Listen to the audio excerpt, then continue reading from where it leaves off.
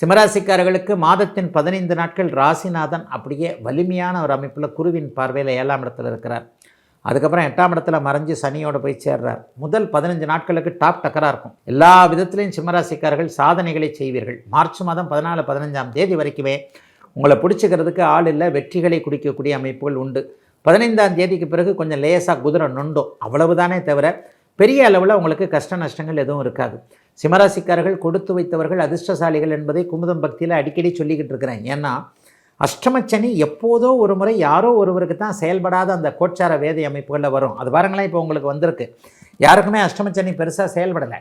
December மாதம் ராகுகேது பயிற்சி நடக்கின்ற வரைக்குமே உங்களுக்கு அஷ்டமச்சனி உங்களை ஒன்றும் செய்யாது. சாதகமான பலன்கள் தான் கண்டிப்பாக நடக்கும். ஆக எல்லாவற்றிலும் ஒரு நிறைவு தன்மை, கெடுதல்கள் நடக்காதுங்க. உண்மையிலேயே வாழ்க்கையில் நல்லதே நடக்க வேண்டாம், கெடுதல் நடக்காமல் இருந்தாலே நம்ம சமாளிச்சுக்குவோம் இல்லையா? அந்த மாதிரி கெடுதல்கள் நடக்காமல் எதையும் நீங்கள் சமாளித்து கொள்ளக்கூடிய அருமையான மாதமாக மார்ச் மாதம் 2026ஆம் ஆண்டு உண்மையில் சிம்மராசிக்காரர்களுக்கு வெற்றிகளை கொடுக்கக்கூடிய அமைப்பில் தான் இருக்குது.